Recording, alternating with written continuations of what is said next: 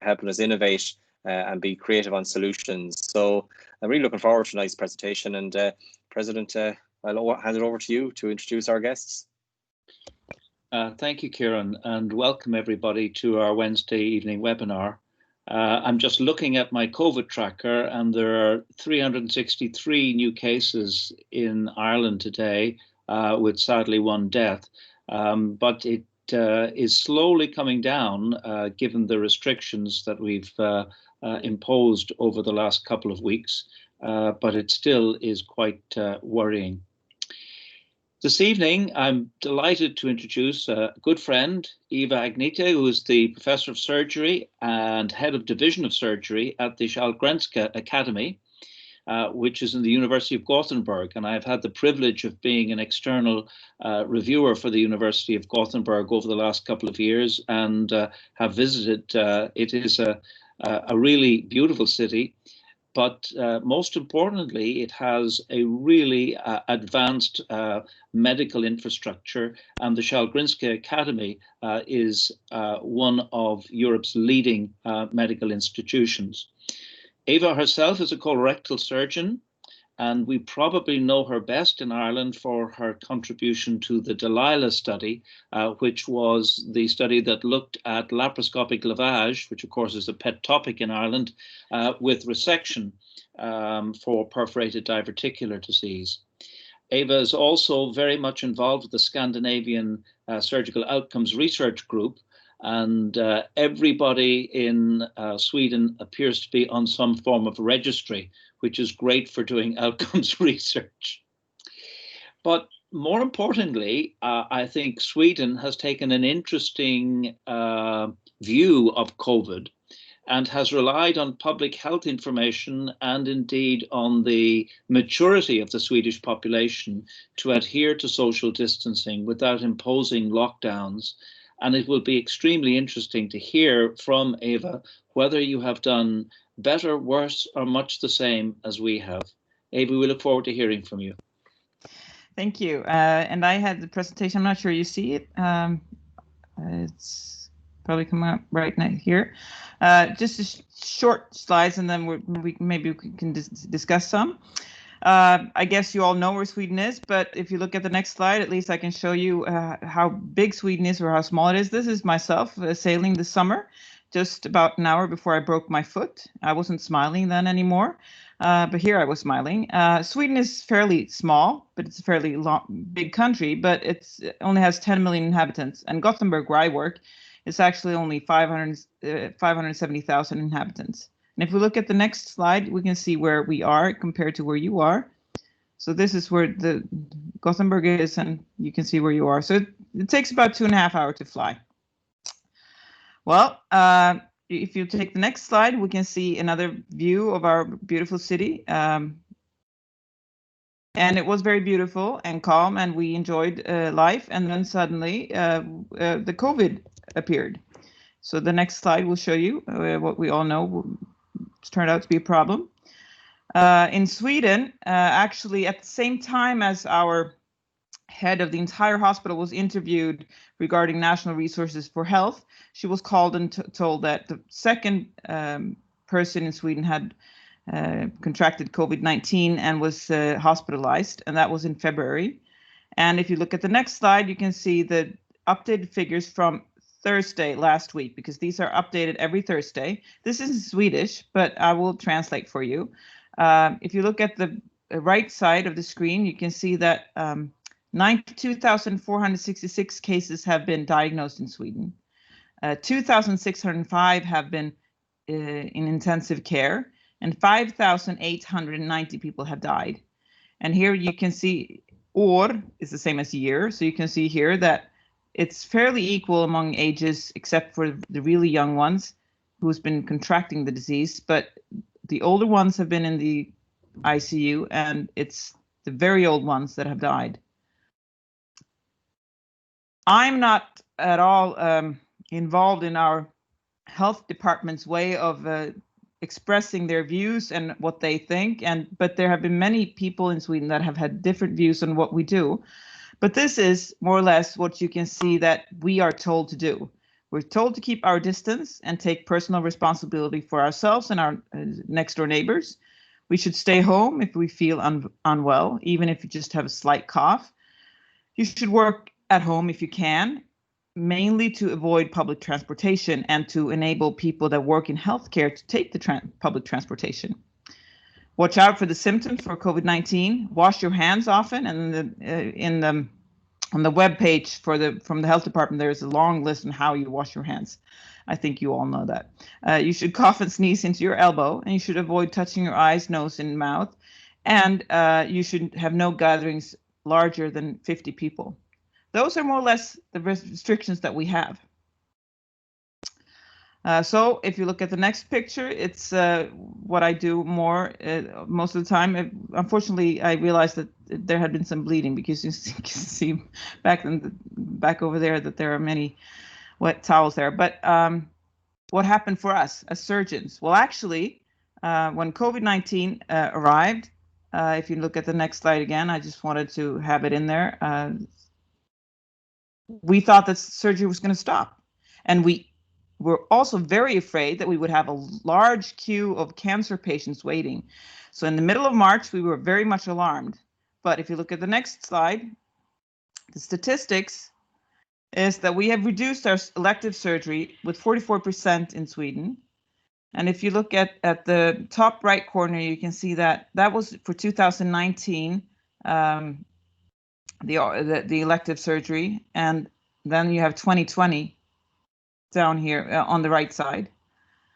It's different in different parts of Sweden, but we have reduced our capacity up to 62% in Stockholm, which has been one of the worst places in Sweden regarding COVID-19. And in my hospital, we've reduced our capacity with 36%. But the interesting thing is that during April and May and June, we've never had so short time till surgery for pancreatic cancer, rectal cancer, residual or recurrent anal cancer. All these patients have received operating times very swiftly, because we have stopped operating all benign diseases, and we've had a 30 to 40% reduction in patients with cancer coming into the hospital. And we have not yet caught up that, so we're still having a reduced number of patients that come in diagnosed with colorectal cancer, as well as the other cancers. People with breast cancer and prostate cancer did not go to their screenings, and there were actually writings in the newspaper saying that if you have a stroke, you're allowed to go to the hospital, because a lot of patients wouldn't go. And now the health department are encouraging people to go to the hospital, no matter if they are afraid of COVID or not, as soon as they have symptoms of any serious disease, because they're thinking that perhaps we have more people killed from other diseases than from COVID-19. So that was just a little short expression of what's happening, because there has been a great effect in our country, especially in healthcare, even though we've not officially made so many changes as many other countries. Well, thank you, Eva. Can you tell us in Gothenburg, because you have two major hospitals there, how did you divide up the work? Because I know that one hospital, your hospital, is got an interest in infectious diseases. Yep. In our hospital, we have a special building for the infectious diseases, and that was, of course, filled up very quickly. And they have regularly 4 intensive care unit beds, and we need, of course, a lot more. So what happened was that, and I unfortunately don't have that picture. What happened was that overnight, almost, a big military hospital was built on the parking lot to perform intensive care in there, and about 20 patients were moved into that place. And also they rebuilt our intensive care unit, and they took all our post-op wards and made that into intensive care places. So the problem for us as colorectal surgeons was that we were not allowed to operate anything that would require intensive care, which is difficult. But that what happened was that we actually had to operate the patients at the other hospitals and then move them to our hospital as soon as they didn't require intensive care anymore. And just on that, do you think the treatment strategies changed? Were you deferring cases and giving people perhaps neoadjuvant therapy who might not have had neoadjuvant therapy? How did you balance that? Actually, I know what happened because we participated in the COVID surge. So I've had a student going through, and a colleague going through all these patients, and actually I had to do some of it myself on my vacation, and almost none have been changed according to. We've followed the guidelines and we've done exactly what we were planning. The radiation units have been working as they always do, and the oncology department, they moved. Usually we have a ward at our hospital for colorectal oncology, but they moved to the other hospital to make sure that they weren't close to the COVID-19 patients, but they took care of all our patients just as ordinary. So for us, nothing has changed. We've done exactly the way we should have. And that's only due to the fact that there were so many patients that didn't come, because we still had room for these patients. If we'd had patients coming at the same number as usual, I'm sure that we would have had to change our routines. Is there a sense that there's a lot of morbidity in the community that has not been dealt with? Yes, but we don't know that. But there is a sense of that, yes. There are a lot of patients with benign non-mortal diseases that are suffering a lot right now, but we also think there are many patients with mild symptoms of cancer that haven't gone to the doctor. And Eva, what about training? I mean, your residents, if you've had such a fall off in, if you like, the non-urgent and more intermediate cases, what's happened to the training of residents? Our residents are unhappy because they haven't been operating as much as they wanted to. We have not said that they can't operate, but as many of the cases that actually come to the hospital when at this time have been the more advanced cases, and the patients with a lot of symptoms come, they can't avoid coming. And so there have been more complex cases that have been operated, if you see it percentage wise compared to usual. So they've been assisting on large cancer operations, and there haven't been many right hemicolectomies so that they can do that would be part of their training. And for the residents that are into hernia surgery at the moment or gallbladder surgery, they are extremely dry of surgery, and they are very upset and unhappy. Some students and some residents have tried to find something good out of this. Some of them volunteered to go to the ICU because they thought that this was a historic moment and they would do something good. But some have just been upset and sad and complaining, and I can understand that. And I think that many of them will have to prolong their residency because they haven't fulfilled their requirements.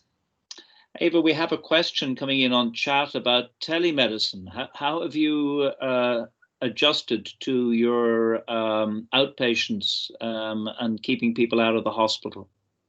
We have, in the middle of March, we more or less closed down all our outpatient clinic visits except for first visit for cancer. Those patients were allowed in. Otherwise, we would do it all by phone or by, we have a system where you would have your the same ID, bank ID that we use to log into our bank, and then you could communicate through a video system. So that's been done a lot. I know that especially our stoma therapists have been using that a lot because they want to see the stoma. I have talked to a lot of my patients. Usually that works fairly well too, but we've used a lot of that. So we started getting more or less regular outpatients now in August. And so you're back to regular outpatients with patients coming to the clinic. Yep. Because many people think now that telemedicine will transform the way we do consultations. I don't know. I mean, in Sweden, in the Vostra region, you're fairly compact, but there are large distances in other parts.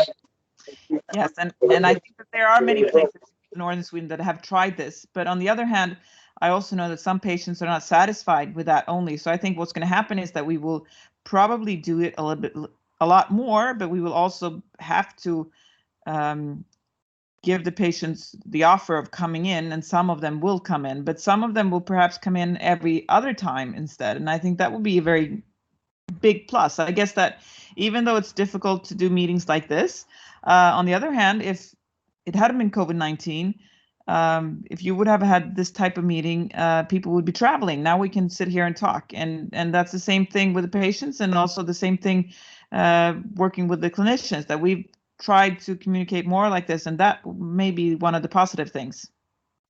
And the last question, apart from webinars being a positive development, do you see any other positive things coming out of COVID in terms of your practice or the way that you've had to reorganize the services? That was a very difficult question. I wouldn't, apart from learning how to communicate digitally, I'm not really sure that there are so many positive things. One thing that I think may be positive in the future would be that we would know and be able to analyze what happens when you close down so much of the healthcare system, and that you will try to understand, and perhaps understand more, that you can't close it down because there will be other times when this will happen. But I'm not sure that we've actually experienced much benefit. Oh, yes, one benefit from our hospital. We've been, our university hospital consists of 3 larger hospitals, and our mutual communication has been friendly, but you always protect your own hospital first. But now we've started to be more thinking about the patient, and perhaps, so for example, at other times we would have hip replacements going full at one hospital, and then we would have a lack of nurses and not being able to operate cancer patients on the other hospital. Now we have a more central organization that actually looks at what patient needs that operating space right now, and then we would rather move the patient or move the nurses or the doctors, so that we actually operate the ones that are more in the need of healthcare. And that is a very good advantage, and I think that has developed a lot more during COVID-19. Well, that's a very interesting concept, that actually we put the patient at the center and we adjust the resources to the need. And if that's an outcome from it, then it's been a very good outcome. I hope your sailing legs are back in one shape, that you'll be able to get out again. I will get out again, but I still have a purple glitterish cast on my right foot for another 2 weeks. Oh dear. Oh well, Eva. Thank you so much for sharing your experience, and I hope you'll stay with us, so that I just see one hand has gone up. Tom Walsh. Hi, Eva. Hi. The mortality per million in Sweden was 10 times that of Norway, your next door neighbor, yep. And similar in Finland, 580 versus 50. Yep. Was that reflected in the economy of the 2 countries? What exactly do you mean reflected in the economy? The economic hit. You know, all countries have taken a major economic hit. Yep. Did Sweden avoid that hit? No, we didn't.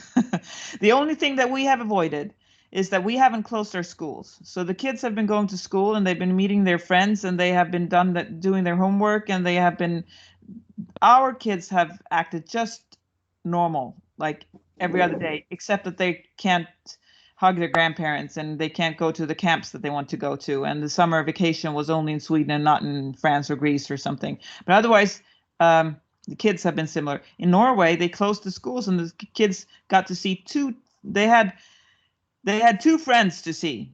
You had to pick 2 friends, and those 2 friends you could hang out with for the rest of the semester, but you were not allowed to go to school and not to see any other friends.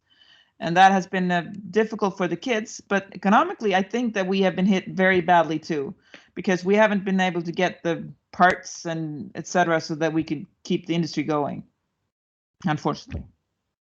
And as a Volvo owner, that's very, very serious in Gothenburg.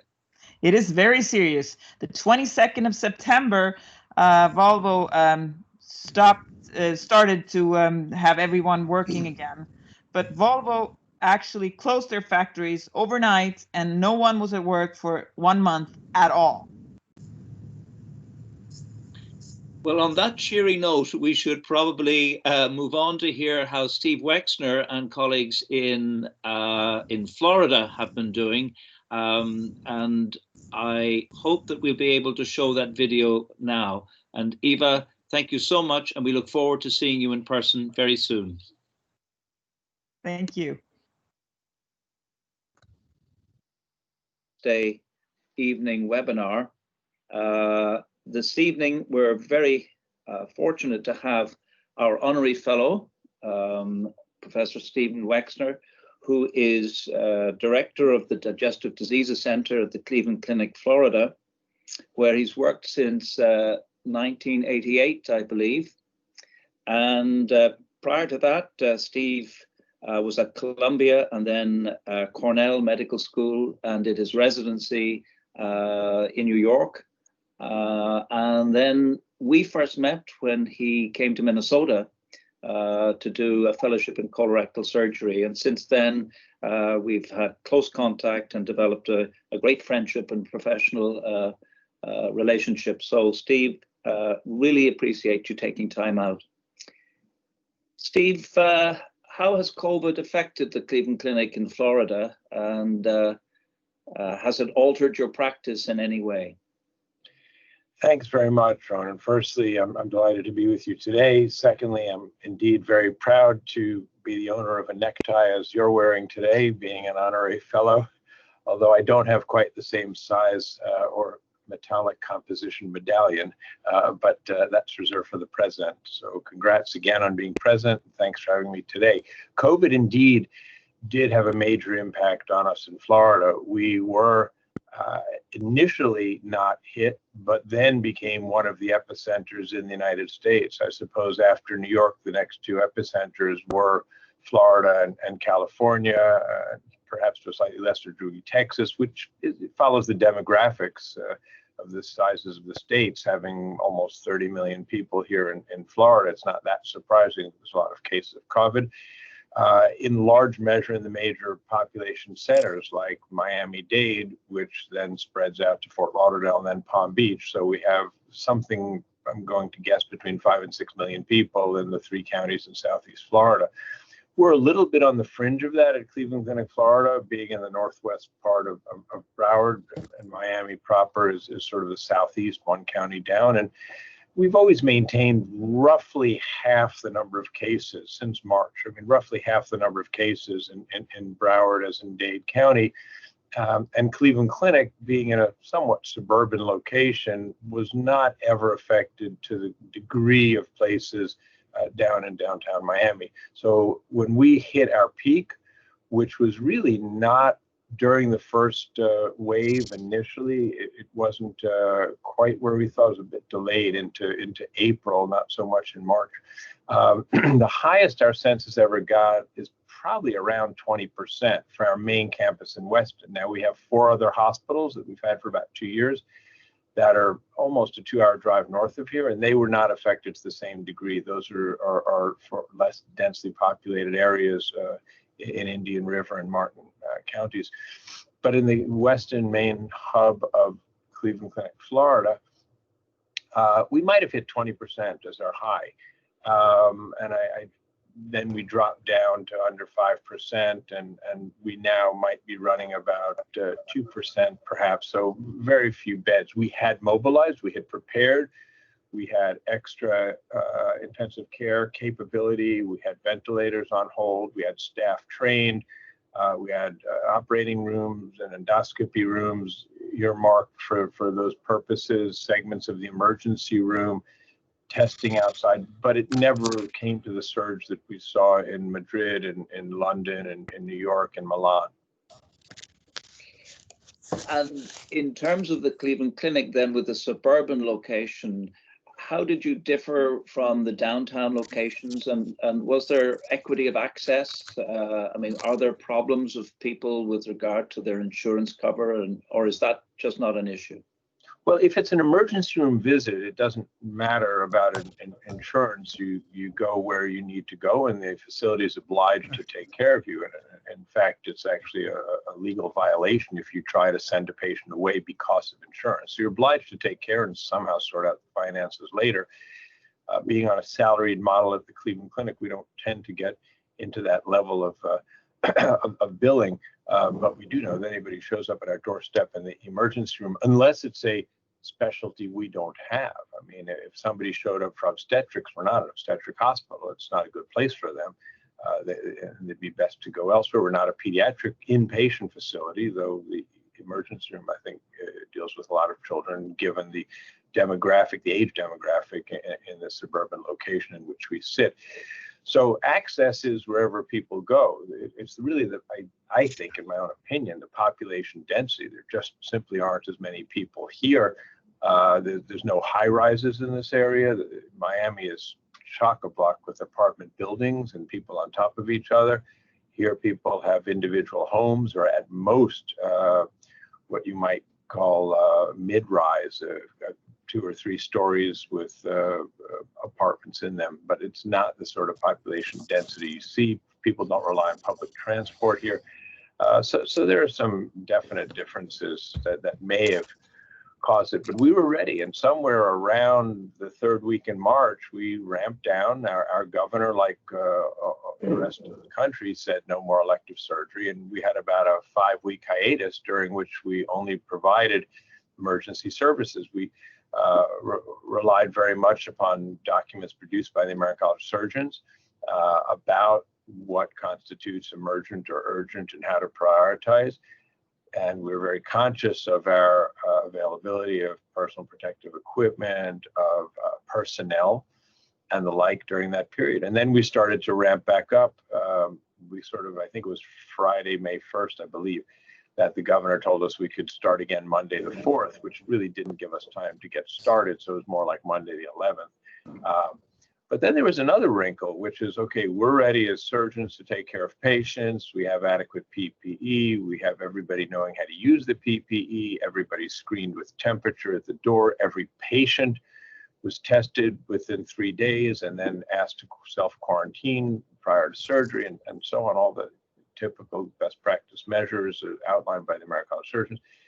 But the additional wrinkle was that many of the support staff had problems because their kids were homeschooled. And so now they couldn't come to work. And that became another problem, was staffing.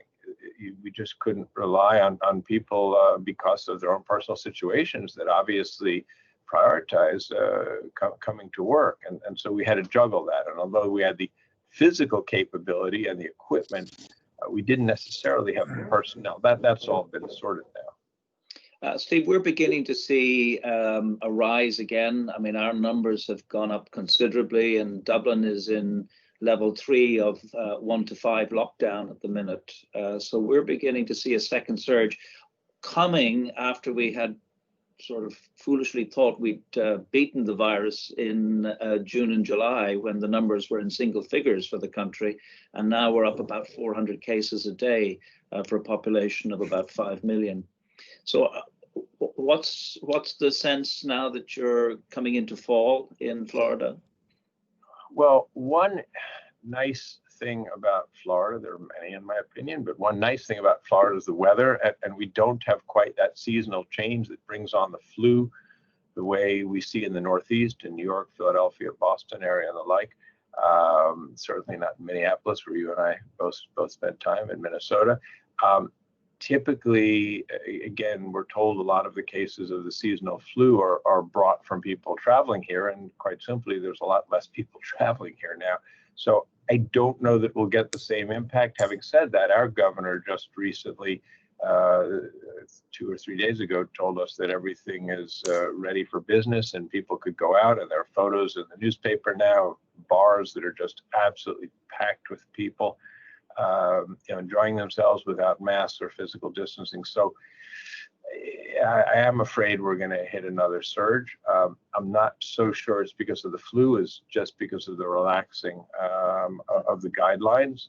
And honestly, if we relax guidelines, it may attract more people here, more younger people who say, I'm tired of not going to the gym and not going to bars and restaurants, and so I'm going to go spend some time in Florida. It's possible. How has it impacted on training of residents? Well, certainly during the 5-week hiatus, that's an excellent question, because during the 5-week hiatus, the residents were cross-trained in either intensive care unit management or in triage and some of the areas looking for COVID, as well as continuing to take care of urgent and emergent cases, which are few and far between in our practice. The lion's share of what we do are referrals. And yes, we had some continuation of cancers and colitis, but not nearly the same number. So during that period, they did sustain a loss of cases, but things are not only back to normal, we're actually rather swamped with people who've been waiting to get things done, endoscopy, anorectal surgery, and abdominal surgery. So overall, the numbers that are required by the American Board of Colorectal Surgery and by the American Board of Surgery will be met. Having said that, most of the boards are relaxing their case requirements for this academic year, and that change was led by Joe Beiske, the Executive Director of the American Board of Surgery, and I believe the American Board of Colorectal Surgery will do something similar. The Fellowship Council, which accredits a lot of the advanced minimally invasive surgery programs, something like 250 programs in the country for bariatric surgery, HPB, and some advanced colorectal programs, also has followed suit. So there's a recognition that the numbers weren't necessarily what they should have been, and everybody knows why. And do you see that then having a knock-on effect on the graduates then next year? Are there going to be people who won't actually be able to go out into practice on their own? Well, I don't think so. I think that hiatus and a bit of slowdown before and after is not going to severely jeopardize. It's another discussion on the preparation of residents for practice now as compared to when you and I trained and before, just in terms of the length of training and the volume of cases and the degree of independence that globally has significantly changed during that time. And one publication we had with from the Fellowship Council, actually, which we published, showed that people did not feel as well prepared when they graduated as we might have hoped. And the majority of people, in fact, felt that they could use a bit more training. And this was 5 to 6 years ago, at least, and had nothing to do with COVID, and it's another discussion. But I don't think this year will be vastly different than any other recent year. Just think back when we were fellows, we had our own service. I had my own service at Mayo with Roger Doswell looking over my shoulder from time to time. Amazing the level of autonomy and responsibility we had. As well as the length of training. Yeah, yeah. What are the positive things that have come out of it? What's changed for the better in your practice? Well, firstly, just to backtrack to what we're talking about, I don't want people to think what you and I did was necessarily the best practice, and that I think some positive change has occurred from the 4 colleges there and the consortium, the joint colleges. I forget the exact name of it, but the joint colleges looking over training, and here from the American Board of Surgery. And you know, what we did isn't necessarily best practice, and a greater degree of supervision and a bit more emphasis on some personal time and family and it is a good thing. And it is a good thing. So I don't want people to get the wrong impression that I'm advocating we go back. In terms of changes from COVID that are positive, one impacts education, as we were just chatting, that although the residents have less cases for those weeks, they definitely have increased exposure to education. So people can tune into programs like this, American College Surgeons programs, AS Channel, Grand Rounds from places. I mean, every single day there's a huge number of webinars ongoing. So the access to education is extraordinary. If I look at the American College Surgeons annual Quality and Safety Conference, which was held a few weeks delayed to work out the technical issues, but was held during the summer.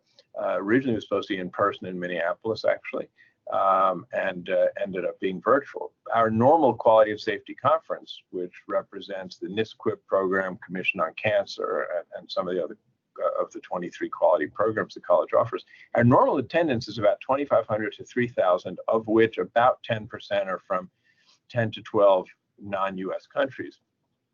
This year, using the virtual platform, we ended up with about 11,000 attendees, over half of whom were from something like 70 to 80 overseas countries. So people can avail themselves of education. I hope that doesn't go away, and I don't think it will go away. And I think once we're out of this situation, we're going to be in some hybrid form of education where, yes, you can go to a meeting, but if you can't, you can also participate in a remote fashion and derive significant benefit. And you and I both know there are things like online chat, even if it's not live chat, typing in questions, getting answers.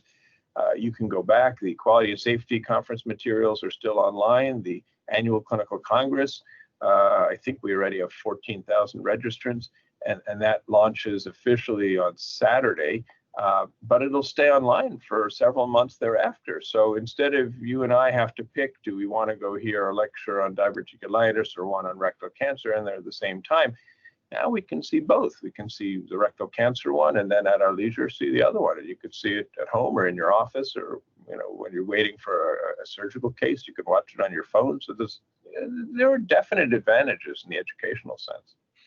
But as we were talking about, I mean, ASCRS, the SCP, American College, and now the St. Gallen meeting that we both enjoy going to are all either cancelled or online. Do you think we will get back to traveling? I mean, medical conference tourism is a big deal, and also the financial models for many of our societies depends on a successful annual meeting. That's very true, and that's certainly a challenge. Having said that, I don't think it's going to happen quickly. And our executive director, the ACS, Dave Hoyt, has quoted to us a recent study of American CEOs and executive directors of major corporations and organizations, and only 10% of those polled, this was actually probably 2 months ago, he gave us the data, only 10% of those people polled felt that meetings would be back to normal in the first quarter of next year, and an additional 10%, if I'm remembering this correctly, the second quarter. So 80% were thinking not until the summer, third quarter, at best case scenario. Yeah, there are financial implications, but there's also financial implications now in individual practices that people lost money. There are, particularly in this country, in private practice, people lost money and need to make up for it. People on salaried models may have had pay cuts, furloughs. You mentioned the Mayo Clinic, and they were in the news for a transient pay cut to help float the boat. So people have a responsibility to work. It's also much harder to travel. There are far fewer flights than there used to be because of the lack of demand. And so I'm not sure what that'll do to fares and availabilities. Many hotels have closed. And the model will have to adapt. Now, there are other cost-saving measures. Some of the societies in the U.S.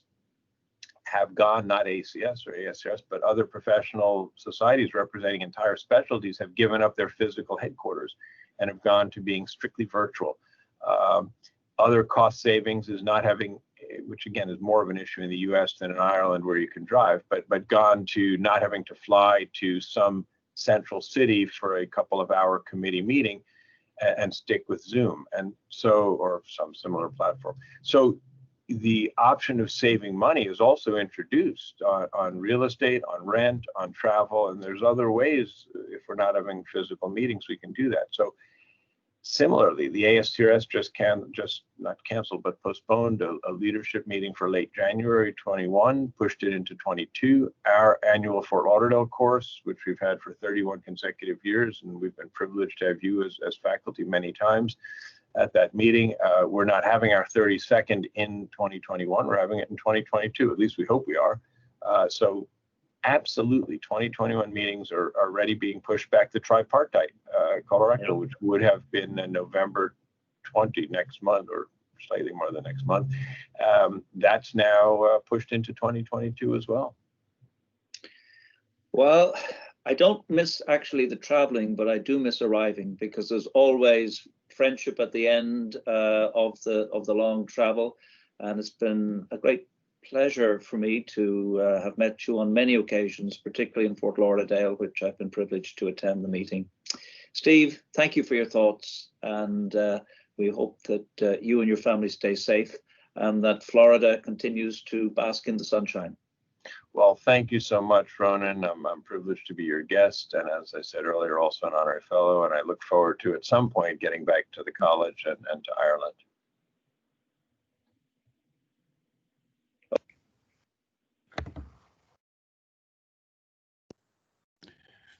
Well, I hope you all enjoyed that. It was an interesting chat with Steve Wexner. We couldn't do it live because Steve has an operating list today, but we recorded that yesterday. I'd now like to ask the Vice President to introduce somebody who I think she knows, who has abandoned us and has gone to the sandy resort of Bahrain, and to represent RCSI in surgery at the Medical University of Bahrain. And Laura, I'll hand over to you. Thank you very much, President. Good evening to everybody. It's great to be here this evening. Professor Tom Walsh will be presenting on what's happening in Bahrain with regards to COVID. He's presenting on behalf of Professor Martin Corbally, who's Professor and Head of Department of Surgery at RCSI and Chief of Staff at King Hamad, and on behalf of Professor Khalid Al-Khalifa, who's Director of the Royal Medical Services, and on behalf of Colonel Dr. Naif Louri, who's been hugely involved in sorting out issues in Bahrain, and also Mohammed Al-Shahabi, who's head of the ENT services of the Royal Medical Services. So Tom, now I'll hand over to you, and I know Bahrain certainly seems to be handling things very well, so it'll be very interested to see how they've managed to do this. Thank you very much for that introduction. There's just one person you left out from that, and that's Dr. Nahed Kamal Hassan, who has returned to Bahrain from a number of years in Ireland, where she worked in infection control, both in Cork and in Dublin, and she had a wonderful time, she tells me. And now she's taken up a staff position in the BDF hospital. First slide, please. I was recently browsing through the history of the RCSI, and I came across this article. This is the history of the RCSI published for the bicentenary in 1984. And I came across this article on a Niall O'Glacan of Donegal, who went to Salamanca to study medicine. And we find him, when this was written, in Toulouse. He was treating the plague victims of the time. He was wearing long gauntlets, a long leather apron, and he was wearing a full mask over his head with glass protected slits for his eyes. Next slide, please. And this was for the plague of 1620, 400 years ago. It's interesting how we were so ill prepared for this in the Western world when it happened. As Laura listed the people who helped me with this presentation, as I was gathering my thoughts for it, putting together the slides, I wondered what the outline should look like. But it became very clear that the outline suggested itself, because it really was an outline of how leadership, how the leadership here in Bahrain was so important, not just from the top down, and it was there, but also on the ground. And with that leadership, as you will see shortly, they planned for the worst and sent out a clear message. And we will just talk a little bit then about the impact on surgery. Next slide, please. But the first case, as you know, of Wuhan was reported to the WHO on the 31st of December. And during the month of January, the first case of infection was diagnosed on the 16th of February the 21st of February in Bahrain. First case, 21st of February. And yet, during the month of January, the Crown Prince and the Supreme Council for Health formatted a plan, a national task force. They set up a war room. They secured countries' entry points with PCR testing. and a testing centre at the airport. And they set about expanding treatment facilities, even though nobody knew how many people would be affected or how bad it would be. Next slide, please. And some of the, for instance, during the month of January, they started preparing an educational program, and Dr. Nahad gave her first lecture on the 28th of January on this infection. They ran a whole, plethora of courses in the Crown Prince Training Centre, which is a fabulous simulation centre, and they ran courses on ICU, on PPE, on TPN, on dealing with patients on ventilators, etc. They ran a very comprehensive course of lectures, not just for the staff of the BDF, but for healthcare workers from all over Bahrain. And this continued. Next slide, please. And this continued right through. Again, they set up a number of initiatives like staff health monitoring. They created a pneumonia ward for suspected cases with a fully isolated ward for COVID positive cases. Again, this was in the first week of February. They subsequently created multiple COVID clinics of the different types. Next slide, please. And they set up checkpoints at all hospital entrances on the 28th of January with various checklists. And as the protocols altered, they altered their approach. They set up an infection control hotline, again on the 20th of February, again before the first case, and subsequently set up serology labs with research, both national and international. Next slide, please. They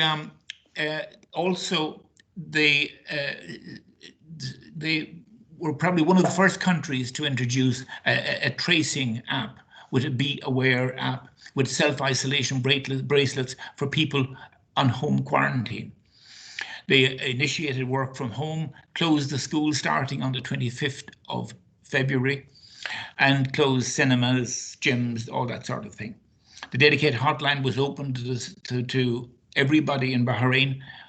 It was a 24/7 with 300 staff, and they introduced drive-through and mobile testing units for random screening. Next slide. They also introduced mandatory masks. This was a big public awareness message. Masks were mandatory out of doors. They drew up national protocols, and their management was simplified to the 3 T's strategy: testing, tracing, and treating. And then they conducted weekly press conferences to keep people updated. Next slide, please. The message to the public was very clear: social distancing, hand sanitization, and mandatory mask. And the signs are everywhere: no mask, no entry. And when you do enter a building, any building, any shop, any mall, your temperature is taken and you're encouraged to use hand sanitization. And it is, it is something that everybody has embraced. And even young children, which was sometimes, it was said that children wouldn't take this on board. Next slide, please. Back at the King Hamid University Hospital in January, Martin Corbally had seen this infection march across Asia and became concerned. And they set up an ad hoc committee meeting on the 30th of January. And they looked at their resources, looked at what was needed, looked at their ventilatory capacity, and they set up a field tent for testing. Next slide, please.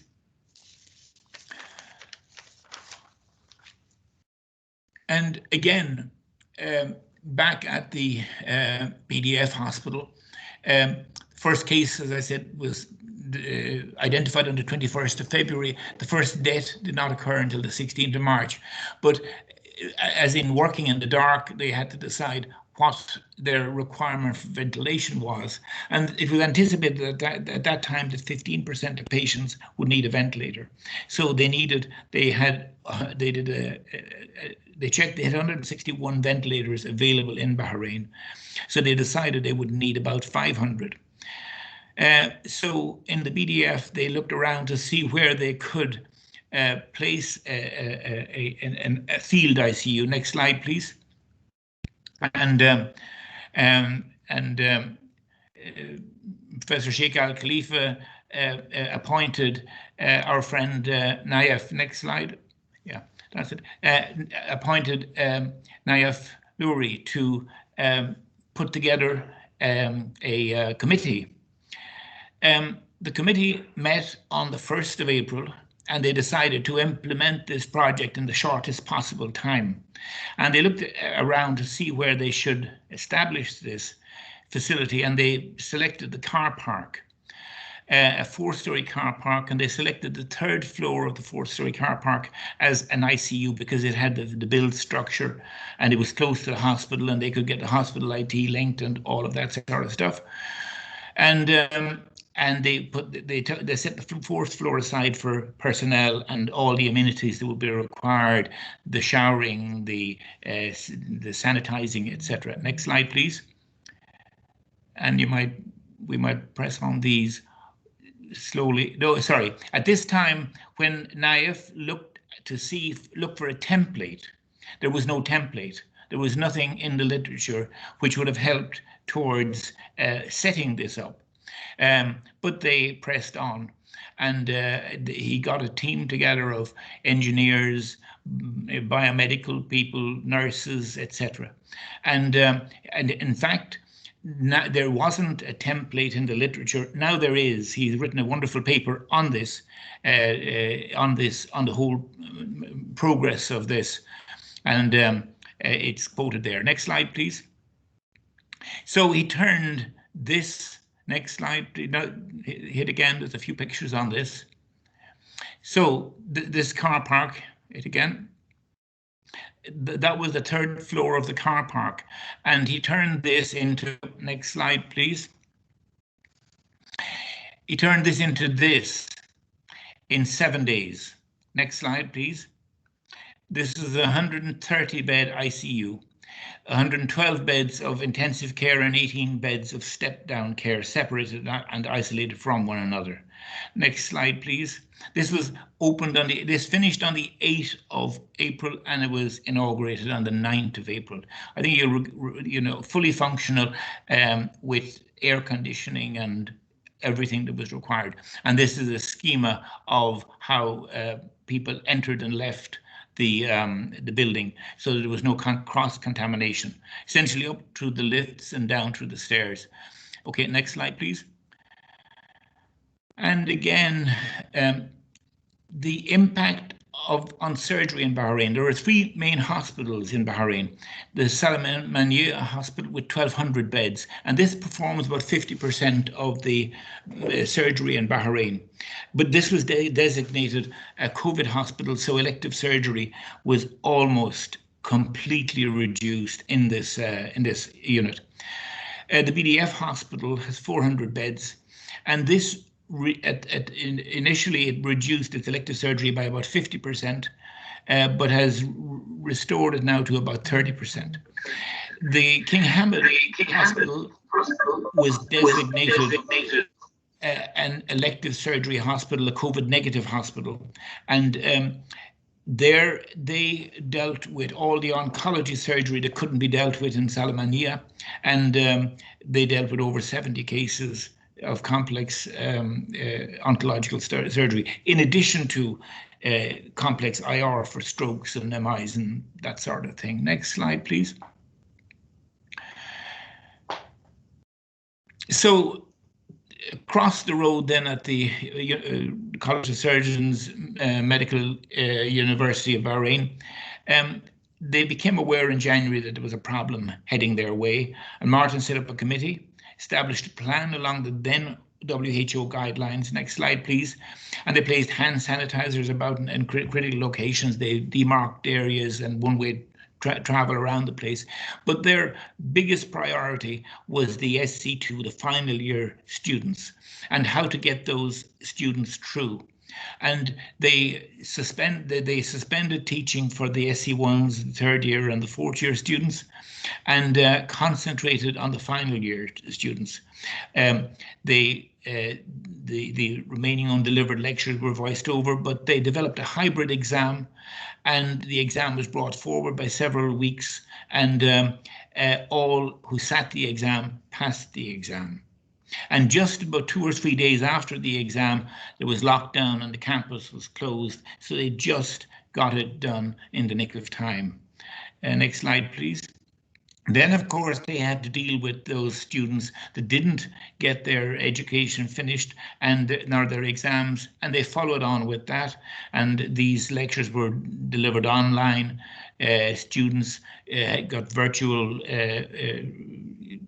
clinics and Teams meetings, trainings, and all of those exams have been completed. So now the academic year for 2021 has been set up, and the SC1s have already started, and of course all has changed. And I think many of these changes will be for the better. I think that, you know, if students can be encouraged to do their lectures online and to go through the recorded lectures, and then when they come to the lecture theatre, they're going to be able to concentrate on things that need emphasis, etc. They won't be hearing this for the first time. They have invested in a number of very high fidelity mannequins of babies, children and adults. And this on the right side is Apollo, who has just arrived. And the physiological, the clinical signs are remarkable. The mannequin has pulses if and when they're needed, and of course if the blood pressure drops, the pulses disappear. The breath sounds are very, very convincing, heart sounds, etc. And the mannequin allows intubation, or it allows chest tube insertion, and blood or stained water will return. So it's a very convincing high fidelity mannequin. To keep the students safe, PPEs and color-coded masks that need to be changed daily. About 1/3 of the students can attend at any one time, and 2/3 are away. So next slide, please, final slide. So in conclusion, I feel that the message here is the outstanding message from this experience is the importance of leadership. And if I might name check a few, because leadership just doesn't happen. The Crown Prince took an interest from the very beginning, and he went to the team leaders. Professor Sheikh Khalid runs a very tight show at the BDF, and it was he who asked Nayef Luri just to set up a 130-bed FICU or ICU in 7 days, no pressure, and it was delivered.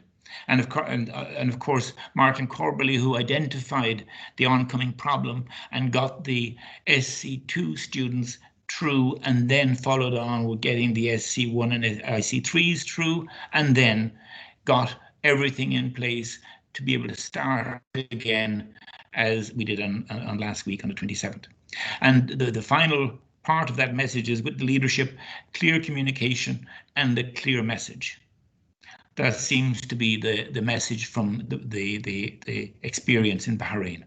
Thank you very much.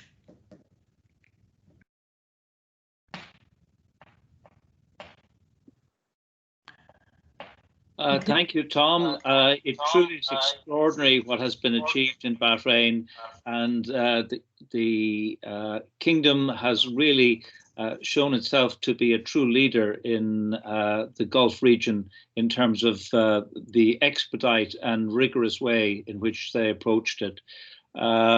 Laura, can I ask you, have you any questions? Yeah, I was just wondering, what about scheduled care? I'm sure Nayef and Martin, you have some great ideas going forward.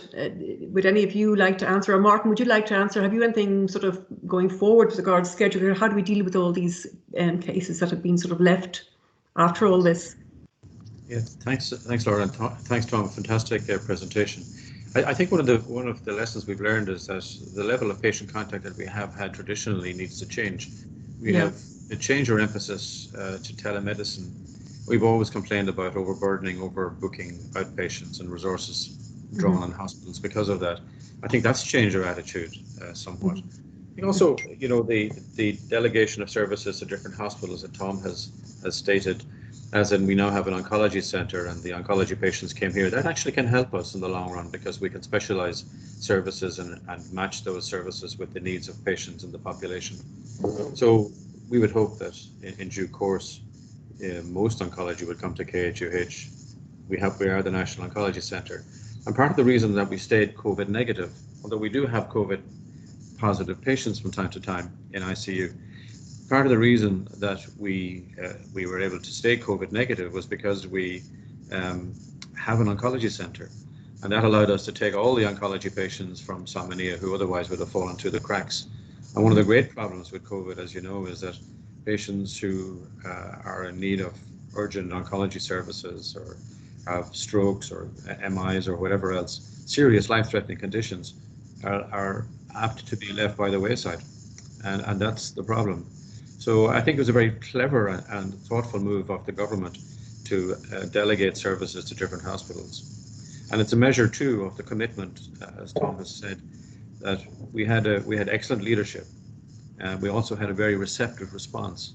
So ideas for isolation, testing, tracing were all met with very favourable responses. And essentially the attitude was, yes, we can do. There was not very little of, no, that's not possible. So if it was perceived in the best interests of patients and controlling this, it generally met with a very good response. I think it's truly extraordinary that you were able in 1 week to convert a floor of a car park into such a large intensive care unit. I mean, what about the logistics of the electronic communications and X-ray communications and that type of thing? The IT network, was that possible as well in that structure? I think I'll let Naif Luri respond to that. Naif, are you there? Yes. I know you were there. Yes, he's there. Yeah. Naif? Probably needs to unmute.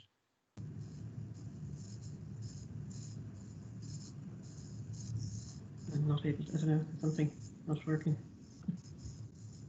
I might partially answer that. We had something similar, not to the same extent in KHUH, where we set up a tent, which took maybe a day and a half to complete with air conditioning and everything else within it. And that's a task that the military here are very able to do. It's a logistical exercise. And logistical exercises in military parlance is something they relish. It's something they're really well qualified to do. So hats off to the BDF hospital for doing this in 7 days, an amazing achievement. But I think the country too identified the needs quite quickly on. So we said we thought the worst would be the number of ventilated patients that we would have. And in fact, that never happened. We never had the numbers of ventilated patients that we thought we would have. We had something like 70,000 positive patients, but only 246 deaths. So our death rate runs at 0.36%. They have done nationally 1.4 million tests. Some of those are more than once in one person, obviously. But the number of beds that we anticipated in ICU would be 700 ventilators, and they rapidly managed to find 700 ventilators.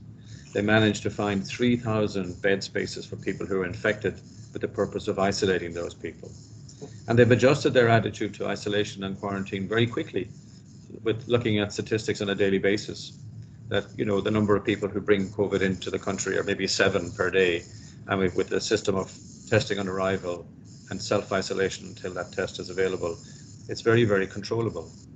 And when Tom arrived, it was, I think, 2 weeks, Tom, of quarantine, test on arrival, and then an exit test at 14 days without any, I think they could have shortened it even then. There was no consideration of symptoms, but there's been a learning curve with this virus. And we know that you should have symptoms by and large and if your test is negative and you have no symptoms, you don't have the disease.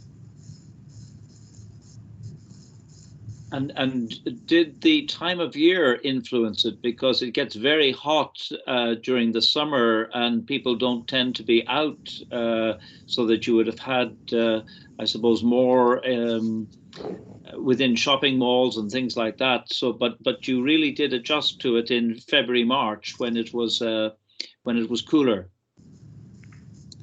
Yeah, I mean, people say that the heat kills the virus, but it's a different concept here because you're right. People stay indoors. I don't know why there's such a difference in death rate and severity of disease here. We have as many comorbidities as everywhere else. We have a significant problem with obesity. We have a significant problem with diabetes, hypertension, but we don't seem to have the same issues with mortality. Do you have the same care home or nursing home type structure, or do you have the more extended rather than nuclear family? Well, the family is nuclear insofar as possible, but when parents or elderly become a burden, they tend to get home carers. There's a social attitude that's not very supportive of nursing homes culturally. It may well change in the future. So we didn't have the same problem, and that's a good point actually.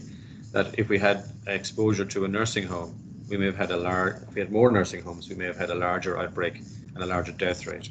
Yeah, I think about half of the patients who died in Ireland were, now I stand to be corrected on this, but I think certainly a large proportion of them, it was in care homes during the worst periods in April and May. Yeah. Right, well, I think we should, in the interest of time, sorry. I think Naif is on the line now. I think he might be in a position to answer your question about the how he did it in 7 days. Naif, can we hear from you? We were interested in the logistics of building such an extensive intensive care unit, over 100 beds in 1 week, and the logistics of providing the IT and piped oxygen and gases and all of that. Oh, hi everyone. Can you hear me there? Perfect. Yep. Oh, hi, Miss Laura. How are you? Good evening, all of you. Good evening. Glad to be with you in this magnificent meeting.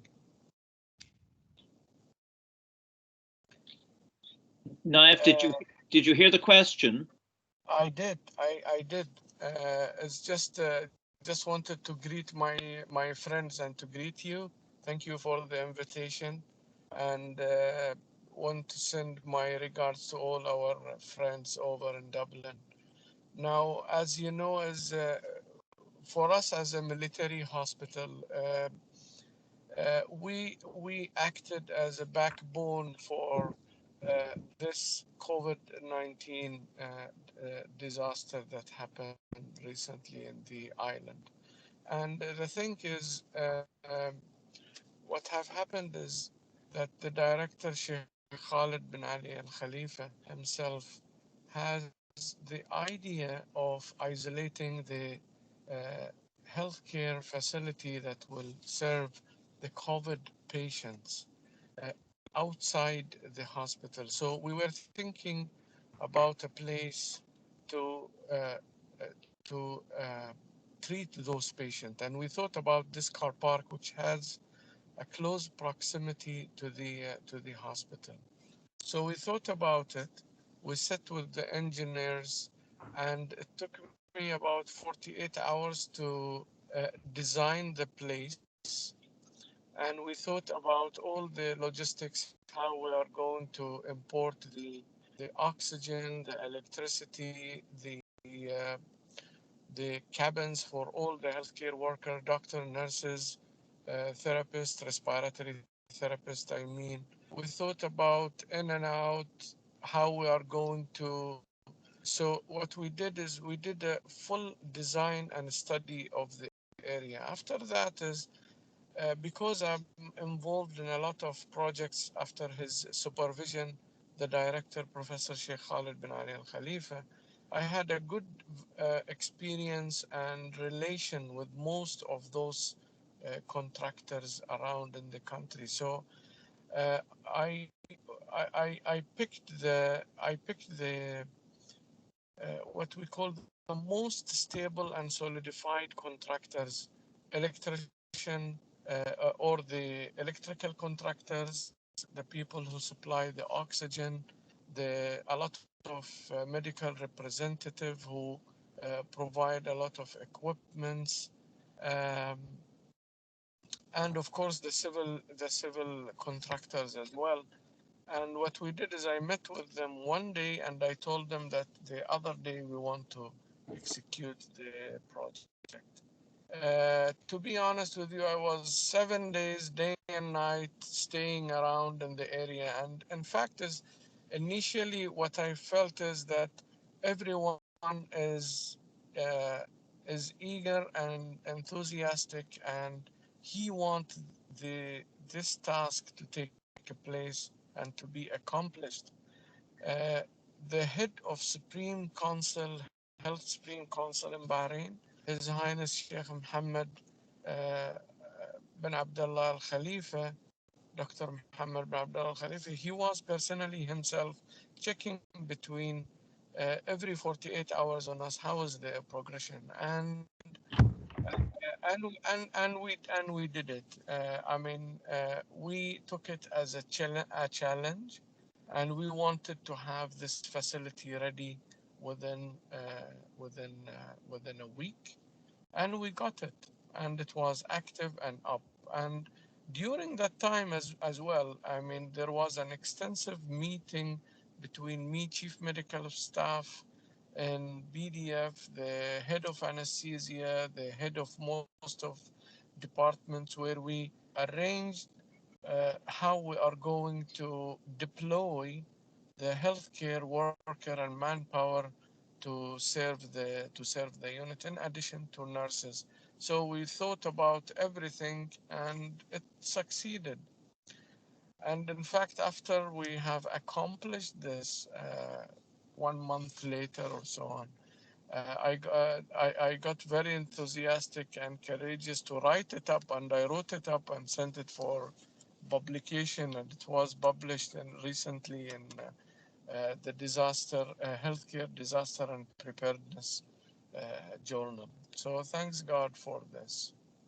Well, I think we all are really would like to congratulate you and all of your colleagues. And I think the opening remarks from Tom Walsh, that it took leadership from the top, which is clearly evident, but it also took a lot of commitment from everybody on the ground as well. And the Kingdom of Bahrain, the entire population, to be congratulated on how successful you have been. And it's been very enriching for RCSI to have had a small part in assisting in the national movement. And you are to be again congratulated on what you've achieved. So thank you for contributing to our meeting this evening. We usually wind things up shortly after 7 o'clock in the evening here. It's 9:15, I think, in Bahrain. So I'd like to thank all of our colleagues in Bahrain who've joined us. I'd also like to thank Eva Agnite from Gothenburg, who's opened our presentation this evening, and also Steve Wexner, who gave such an interesting description of his experience in Florida. I look forward to meeting with many of you this time next week, and in the meantime, keep safe. Thank you. Thank you very much. Thank you. Thank you very much. Thank you. Thank you very much. Bye-bye. Good night, all. Good night.